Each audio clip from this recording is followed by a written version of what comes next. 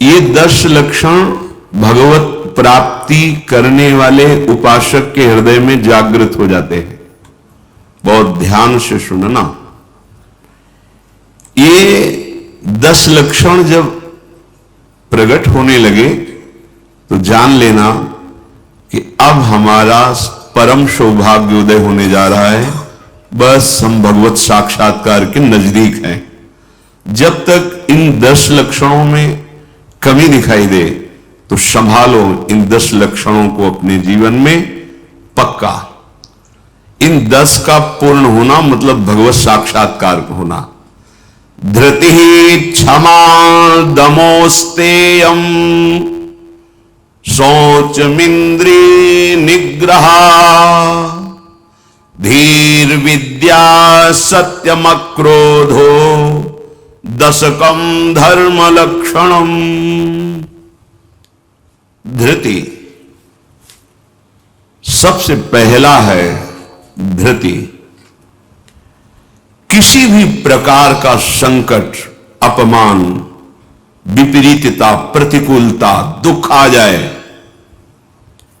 पर जो हमने भगवत प्राप्ति का लक्ष्य लिया है, चाहे गृहस्थ हो या विरक्त हो, भगवत प्राप्ति का लक्ष्य लिया है, अब वो नहीं छूट सकता, चाहे कुछ भी हो जाए।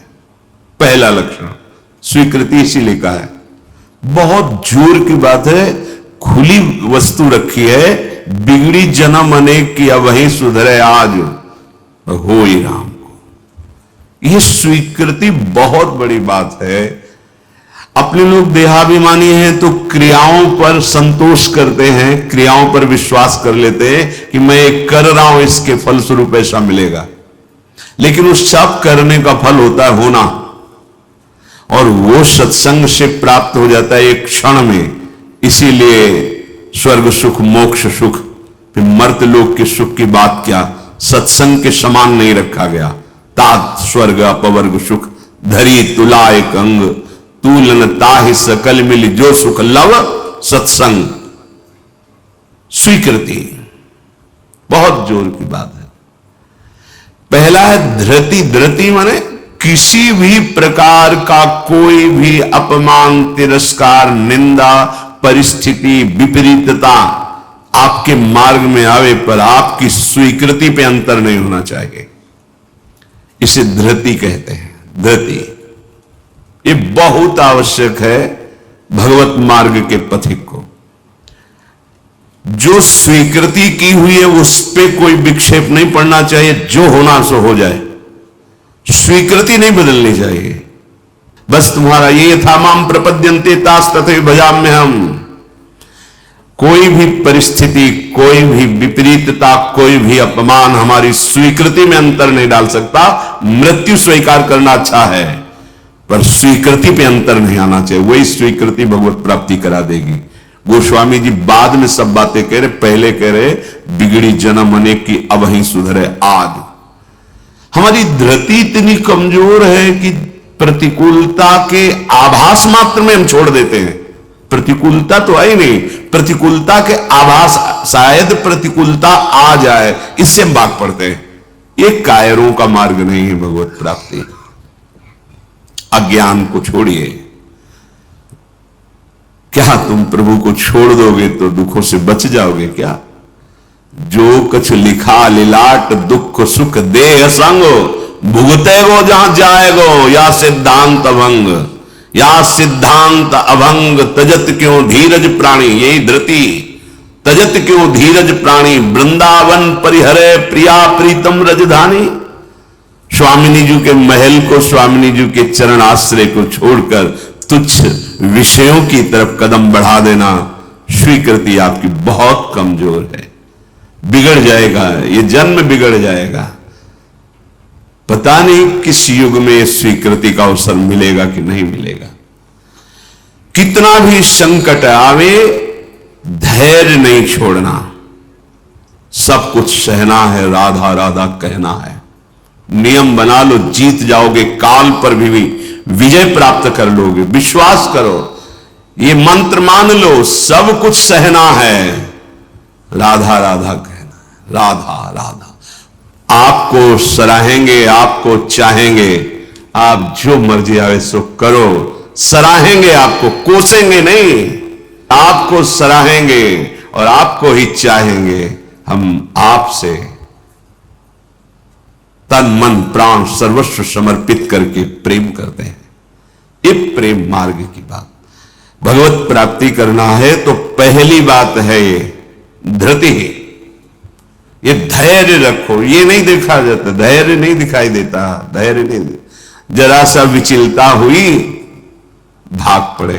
कहां भागोगे? जिधर भाग के जा रहे उधर तो विचलता का समुद्र है। यहां तो विचलता तुम्हें अविचल स्थिति प्रदान करने के लिए है। यहां का भय तुम्हें निर्भय पद प्रदान करने के लिए है। और इस भय को स्वीकार करके भाग रहे हो तो महाभयावह प्रवाह है संसार का, बहते चले जाओगे। अभय होए जो तुम्हें डेराई। धृति, जो धृतिवान है, लौकिक पारलौकिक सारी संपत्तियां उसके चरणों में झुकने लगती हैं। देख लो, शब्द पर ध्यान दो। जो धृतिवान है, धैर्यवान है, हर कष्ट सहता है, तो आगे जो मार्ग है बोले लौकिक और पारलौकिक सारी संपत्तियां उसके चरण चूमती हैं, क्योंकि वो धैर्यवान है। अगर धृति नहीं है तो परमार्थ का भेष भले हो, परमार्थ की स्थिति नहीं होगी। इसीलिए भगवान कपिल देव जी ने माता देवती जी से कहा, जो आसक्ति संसार के बंधन का कारण है, वही आसक्ति यदि महात्माओं के चरणों में हो जाए तो मोक्ष का खुला हुआ द्वार है। तो वो महात्मा कैसे होते? तो सबसे पहला शब्द था तितिक्षवः। महान सहनशील होते हैं संतजन। तितिक्षवः या धृति, ऐसा धैर्य कि कोई भी विचलित ना कर सके। बहुत गंभीरता से, इसीलिए इसमें रुके हुए हैं। बहुत गंभीरता से पहला लक्षण है भगवत प्राप्ति का। जिसके अंदर ये 10 लक्षण आ गए तो भगवान प्रकाशित हो जाते हैं हृदय में, क्योंकि वही परम धर्म का स्वरूप है। भागवत धर्म में चलने वाले या कोई भी धर्म स्वीकार करे तो धृति जरूर आनी चाहिए। अगर धृति नहीं, अब पातिव्रत धर्म, एक पत्नी व्रत धर्म, जो जहां जिस धर्म में, तो उसको धैर्य धारण करना पड़ेगा। बिना धृति के धर्म का पालन नहीं होता। फिर ये तो परम धर्म, महाभागवत धर्म, प्रेम धर्म, इसमें तो कष्टों की परवाह करे तो योद्धा कैसा। अगर अनुकूलता, प्रशंसा, मान और सुख की चाह है तो परमार्थ का पथिक कैसा। अभी भ्रम में है वो। किसकी अनुकूलता? किसकी अनुकूलता? शरीर की। चाहे जितना अनुकूलता देते रहो, ये नष्ट होगा। इसकी अनुकूलता नहीं। श्री कृष्ण अनुकूल लेन, श्री कृष्ण की अनुकूलता को देखो कि हमारे शरीर, मन, वाणी, चेष्टा प्रभु के अनुकूल हो। उसके लिए तुम धैर्यवान बनो। चाहे जितनी निंदा हो, अपमान हो, तिरस्कार हो, संकट आवे, विपत्ति आवे, परवाह नहीं। तो हर विपत्ति संपत्ति बन जाएगी। देख लेना, लिखा है कि जो धैर्यवान होकर परमार्थ में चलता है तो लौकिक और पारलौकिक सिद्धियां और सफलता उसके चरणों में आ जाती है। श्री राधा किंकरी नाम लुठति चरण यो, रद्भुता सिद्ध कोटि, करोड़ों प्रकार के वैभव सिद्धियां उसके चरण दास्ता में आ जाती, हाथ जोड़े खड़ी रहती है जब सेवा की आज्ञा हो। दूसरी बात है, दूसरा लक्षण है क्षमा। अपने साथ कोई बुराई कर रहा है, भगवत प्राप्ति करनी तो संसारिक आदमी इन बातों को समझ भी नहीं सकता, क्योंकि उसका उद्देश्य अंतःकरण धर्म में अहम ममत्व स्थापित करके भोगों को भोगना और उसी में सुखी होना है। अभी अज्ञान है, वो नहीं समझ रहा। ये परमार्थ के पथिक की बात है। क्षमा, ये इसलिए बोला, वो सामने वाला हमको ऐसा बोलता है, हम चुप रहेंगे। कैसे चुप रह सकते हैं? सामने वाला कौन है? अगर तुम संसारी हो तो संसार है, और परमार्थिक हो तो तुम्हारा आराध्य देव है। तुम्हारी वही तत्व दृष्टि होनी चाहिए जिसकी प्राप्ति के लिए निकले हो। कब करोगे, किस जन्म में करोगे? अभी इसी क्षण से अभ्यास शुरू करो। क्षमा, अपने साथ बुराई करने वाले को दंड देने या दिलाने की पूरी शक्ति होने पर भी, दंड देने या दिलाने की आज्ञा करते ही विध्वंस मच जाएगा। ऐसा होने पर भी ना तो शरीर से दंड दे, ना वचन से दंड दे, ना किसी से प्रेरित करके दंड। हम तो नहीं करेंगे, पर तुम देखो, तुम हमारे शिष्य हो, हम तो सह गए, तुम्हें नहीं सहना चाहिए, जाओ। तो बात एक ही हो गई, बात एक ही हो गई। आप उसको दंड देना चाहते हैं तो आपके अंदर क्षमा बल नहीं है। करत जे अनशहन निंदक तिनहु पे अनुग्रह। ना इस लोक में तुम्हें दंड मिलेगा और ना परलोक में दंड मिलेगा। मेरे अपमान, मेरे निरादर, मेरी निंदा, मेरे तिरस्कार का तुम्हें कहीं दंड ना मिले। तुम्हारी बुद्धि शुद्ध हो, स्वस्थ रहो और भगवान प्रसन्न हो।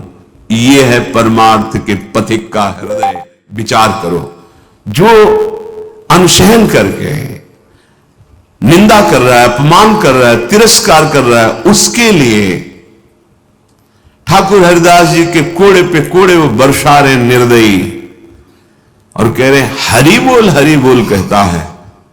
तब ऐसी पीड़ा में भी मुस्कुरा के कहते हैं भगवान बड़े कृपालु हैं, तुम्हारा मंगल करेंगे, क्योंकि तुमने भी कहा हरि बोल। तो ये 2 अक्षर हरि नाम तुम्हारी जिह्वा पे आया। अब मुझे विश्वास हो गया कि भगवान तुम्हारा मंगल कर देंगे। ये है महाभागवत की स्थिति।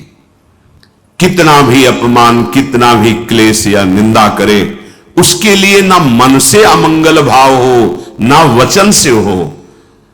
देखो, पूरी शक्ति है, पर ऐसे ऐसे महापुरुष रहे हैं कि अगर वो संकल्प कर ले तो क्या ना हो जाए। इतना उनके पास भजन बल है, तप बल है। साधारण आदमी उनका अपमान करके पीट के चला जाता। वो बताते भी नहीं कि किसने पीटा है, कभी नहीं। वो कभी लौट कर भी नहीं देखते किसने ऐसा क्यों किया है। क्यों? क्योंकि अगाध बोध संपन्न महात्मा जैसे अपने हाथ से, अपनी दांत से अपनी जिह्वा, अपने द्वारा कोई चेष्टा जो अपने को पीड़ा पहुंचा दे, किसको दंड देंगे? ऐसे आत्मस्वरूप सर्वत्र अनुभव करते। इसलिए राग द्वेष रहित महात्मा के हृदय में ये आता ही नहीं है कि इसको दंड दिया जाए।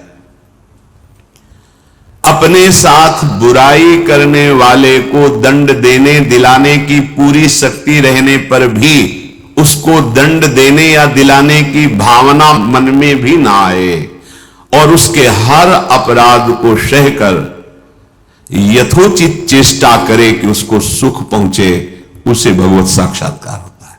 उसे क्षमा कहते हैं। श्रीपाद प्रबोधानंद जी ने कहा नीचापमानम शुद्धा। नीच शब्द इसलिए कि आप उससे महान हैं, आप उस पर शासन कर सकते हैं, आप उसको दंड दे सकते हैं, पर उसके द्वारा किए हुए अपमान को सह गए। कैसे? अमृत मान करके। अमृत, नीचा अपमान। जब कोई गाली दे, निंदा करे, अपमान करे, तब ये बात आवे भगवान इसका मंगल करे। ये भक्त हृदय होता है। अनुकूलता में तो सबको आशीर्वाद देने के लिए तैयार हो जाएगा। प्रतिकूल परिस्थिति में भगवत भाव युक्त हृदय होकर कोई अमंगल सोच भी उसके लिए न करना, ये होता है। देखो, सर पे प्रहार किया नित्यानंद महाप्रभु के, जो जगाई मधाई के चरित्र में आता। महाप्रभु जब चैतन्य देव ये देखा तो सहन नहीं कर पाए कि ऐसे महाभागवत के प्रति ऐसा अपराध। क्रोधावेश लोग चरण पकड़ लिए नित्यानंद महाप्रभु ने कि चैतन्य महाप्रभु का प्रभु, ये आपकी विशेष कृपा के पात्र है। नाथ, आपका अवतार दंड देने के लिए नहीं हुआ, आप कृपा कीजिए। ये आप कह दो कि वो तो अवतारी पुरुष हैं, तो हम किनके बच्चे हैं? हम किस मार्ग में चल रहे हैं? हम उन्हीं के तो बच्चे हैं, उन्हीं की तो अंश हैं, उन्हीं की तो शरण में है। वही नाम जो बोल रहे हैं वही तो हमें दे रहे हैं, कोई दूसरा नाम थोड़ी दे रहे। वही कृष्ण नाम दे रहे, वही राधा नाम दे रहे हैं, जिसमें ऐसी अपार सामर्थ्य है। वो तो स्वयं प्रभु हैं, पर हम कौन हैं? उन्हीं प्रभु के तो अंश हैं, उन्हीं प्रभु के बच्चे हैं, उन्हीं के चरण शरण में हैं, उन्हीं के वचनों के अनुसार चले तो वैसी ही कृपा का अनुभव होने लगेगा। क्षमा। पहला धृति, दूसरा क्षमा। तीसरा है दम। दम कहते हैं इंद्रियों को विषयों से हटाकर प्रभु में लगाना। ये भगवत प्राप्ति के लक्षण वाले महापुरुष का जो भाव है। दम, दमन करना। हमारी इंद्रियां बहिर्मुख होकर भोग भोगना चाहती हैं, इनका स्वभाव बन गया है। दुर्वासना मम सदा परिकर्षयन्ति। विषय इतने प्रबल हो रहे हैं कि इंद्रियों को अधीन कर लिए। इंद्रियां इतनी प्रबल हो रही कि मंथन करने वाले प्रमथन स्वभाव वाली मन को अधीन कर लिया है। मन इतना प्रमथन स्वभाव वाला बुद्धि को अधीन कर लिया। अब बुद्धि विषय में सुख मान करके सब छूट दिए हैं, तो इंद्रियां मन विषयों में विचरण कर रहे हैं। जो भगवत प्राप्ति करने की लालसा वाला उपासक है वो दम रूपी सद्गुण से युक्त होता है। दम अर्थात दमन करना, इंद्रियों का दमन करना थोड़ा कठिन है। कामा संजायते क्रोधा, क्रोधा स्मृति विभ्रमा। जब हमारी कामना बन जाती है कि ये मैं भोग भोगूं और उसमें बाधा पड़ती तो क्रोध आ जाता है। बस ये कामना संकल्प न बनने पावे तो बहुत जल्दी निवृत्त हो जाएंगे। संकल्प बनने का समय हम देते हैं। जब कोई भी इंद्रिय का विषय आकर्षित होता है तो मन उसको विस्तार से सुख का, भोगा हुआ सुख या सुना हुआ या दृश्य में आया हुआ भोगने की लालसा, और आप अपने भगवत विस्मरण कर दिए और उसमें तन्मय हुए, संकल्प बना, गड़बड़ हो गया। अब परमार्थ से भ्रष्ट कर देगा। आज नहीं तो कल, क्रिया बने ना बने भ्रष्ट कर देगा। संकल्प ही न बनने पाए। संकल्प बनने की छूट कब देते हैं? जिस समय हम ये भूल जाते हैं कि हमारा लक्ष्य भगवत प्राप्ति है। हम भोगों में सुख बुद्धि करके भगवान से विमुक्त वृत्ति के द्वारा संकल्प बना लेते हैं धैर्य से। जब हमको ये पता है कि इन भोगों में सुख नहीं, सुख तो सुख सिंधु प्रभु के नाम रूप में है, तो संकल्प कैसे बन गया? भगवत विमुखता के कारण संकल्प। वो क्षण भगवत विमुख हुआ, वो समय भगवत विमुख में जा रहा है, इसलिए आपका संकल्प बन रहा है। अगर नाम जप कर रहे हैं आप और आपका लक्ष्य है कि मुझे प्रभु के चरणारविंद की प्राप्ति करनी, तो आप इंद्रियों का दमन स्वाभाविक कर लेंगे। बहुत सरलता सहजता से इंद्रियों का दमन हो जाता है। हमारी स्वीकृति ठीक नहीं है, इसलिए जैसे एक दिन एकांतिक में चर्चा हुई थी, आप वैष्णव हैं, आप भगवत दासत्व के चिन्हों से युक्त हैं, आप भगवत प्राप्ति का मार्ग स्वीकार किए, चाहे गृहस्थ हो चाहे विरक्त। अब आपके सामने मांस परोसा जाए, आप खाएंगे?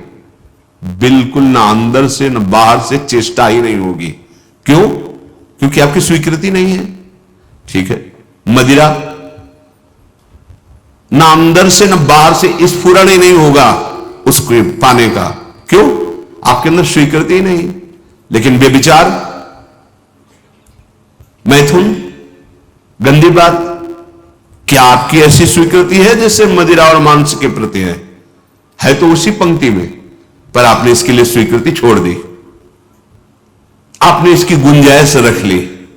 अब आप गिर जाएंगे, आपकी इंद्रियां आपको गिरा देंगी। दूसरे की जरूरत नहीं, आपका मन ही आपको परेशान कर देगा, भ्रष्ट कर देगा। क्या आपकी ऐसी स्वीकृति है? और है तो आप बोलो, आपके सामने मांस परोसा जाए, मदिरा रखी जाए, तो क्या अंदर से स्फुरण होगा? स्फुरण ही नहीं होगा। आप देख लो ना, स्फुरण ही नहीं होगा और आपकी भौं चढ़ जाएगी। आपको पता नहीं आपकी क्या, या तो उठ के चल देंगे, बिल्कुल संभाषण भी नहीं करेंगे। ऐसा ही जो शास्त्र विरुद्ध आचरण है, सबके प्रति क्यों नहीं हो रहा? जो हमारे शास्त्रों में भगवत प्राप्ति के विरुद्ध आचरण बताए गए, आप उनको एक लाइन में ही बताया गया है, आप उन शब्दों में दो को तो मान लिए त्याज्य, स्वीकृति ही नहीं उनके प्रति कि हम वैष्णव हम भगवत दास हैं। तो फिर व्यभिचार, मैथुन, ये गंदी चेष्टाएं, इसको उस पंक्ति में क्यों आप स्वीकृति में रख लिए? आपने स्वीकृति की है, और यदि आपकी स्वीकृति वैसे है तो आप बोलो कैसे हो सकता है। वो दो बातें जो बोली कैसे आप स्वीकार कर नहीं कर सकते। प्रार्थना करने पर, एकांत में मिलने पर भी आप उन वस्तुओं का सेवन नहीं करेंगे क्योंकि आपकी स्वीकृति नहीं। ऐसे ही स्वीकृति आपकी भगवत प्राप्ति की है तो उसमें बाधक है, फिर आप उस बाधक क्रिया को, बाधक चेष्टा को एकांत में क्यों करते हैं, अपना नाश क्यों करते हैं। ये इंद्रियां और मन मिलकर आपको स्वरूप विस्मृति के गर्त में डालती जा रही। जितना भोगों में सुख का अनुभव करोगे उतने ही आत्मस्वरूप के विस्मृति के गर्त में चले जाओगे। भगवत विस्मृति काम संजायते क्रोधा, क्रोधा स्मृति विभ्रमा, स्मृति भ्रंशात बुद्धिनाशो, बुद्धिनाशात प्रणश्यति। भगवत प्राप्ति के लिए दमन करना सीखे इंद्रियों का। श्री हरिवंश नाम बल्लहों, अपने मन भाई सब कहो, रहो शरण हरिवंश की। भगवत शरणागति और नाम जब दमन कर सकते हो इंद्रियों का। संकल्प बन जाएगा तो फिर बहुत मुश्किल पड़ेगा क्योंकि क्रोध प्रकट हो जाएगा। जिस इंद्रिय के संयोग सुख में आप तन्मय हो रहे हो, उस इंद्रिय सुख में बाधा पड़ेगी तो आपके अंदर राक्षसी भाव जागृत हो जाएगा। आप कुछ भी कर सकते हो, उस समय मन आपको अपने अधीन किए आप राक्षसी बुद्धि से युक्त हो जाओगे। बहुत सावधान। दम पहले ही हमारा निश्चय है भगवत प्राप्ति, हम प्रभु से मिलने के लिए चले तो जो प्रभु के भाव में डूबे हुए महापुरुष जनों ने निषेध किया, ये नहीं, उसको बिल्कुल वैसे ही देखो जैसे और निषेध पदार्थ हैं। दम शब्द से है इंद्रियों का निग्रह, पर इंद्रियों का निग्रह होता है मन के द्वारा, और मन इंद्रिय दोनों मिल मना खष्टान इंद्रियाणि प्रकृति स्थान कर सेती, तो बची बुद्धि। अब बुद्धि शुद्ध हो तो मन पर अंकुश लगावे, लगाम खींचे तो इंद्रिय रूपे घोड़े सहज मार्ग में आ जाएं। सहज मार्ग है भगवत मार्ग, विषम मार्ग है संसार मार्ग। बहुत सावधान। और बुद्धि तभी शुद्ध रहेगी जब हर क्षण प्रभु का स्मरण करेगी। भगवान से वियोग प्राप्त हुई बुद्धि, वियोग माने भगवान से विलग हुई बुद्धि शासन नहीं कर सकती मन और इंद्रियों पर, और भगवान से योग को प्राप्त हुई बुद्धि इनको अपने शासन में रखेगी। तो बुद्धि योग कैसे बने, तो तेसाम सतत युक्तानाम भजताम प्रीति पूर्वकम तो ददामि बुद्धि योगम तम येन मामुपयान्ति ते। श्री भगवान के वचन। अगर तुम सतत भजन कर रहे हो तो बुद्धि भगवान से युक्त हो जाएगी, भगवान में तन्मय हो जाएगी, इतनी सामर्थ्यशाली हो जाएगी, जहां चाहेगी वही रथ को खड़ा कर देगी। लगाम है मन, घोड़े है इंद्रिय, शरीर है रथ, बैठा है जीवात्मा और हाँक रहा है सारथी बुद्धि। ईश भजन सारथी सुजाना, अपने आराध्य देव का सतत भजन मानो सुजान सारथी मिल गया है। अब मन रूपी लगाम को शासन में, तो घोड़े अपने आप सही मार्ग में। इंद्रियों का दमन अर्थात मन का निग्रह अर्थात बुद्धि का परमात्मा में निरंतर जुड़े रहना। निश्चय में भजन होना चाहिए, बुद्धि कार्य निश्चय, भजन न छूटे। जीत गया आप, तीसरे गुण दम को प्राप्त हो गए। चौथा अस्तेय, चोरी का स्वभाव ना होना। मन से, वाणी से, शरीर से किसी भी प्रकार की चोरी न करना। फूल लेने जा रहे हैं प्रभु, जनक जी के यहां निमंत्रण में आए हैं, विश्वामित्र जी को आमंत्रित किया गया है। फूल केवल है, कोई और वस्तु नहीं है। पर आप देख लीजिए उस प्रसंग में प्रभु मालियों से पूछते हैं, क्या मैं अपने गुरु सेवा के लिए कुछ पुष्प ले सकता हूं? स्वीकृति दी।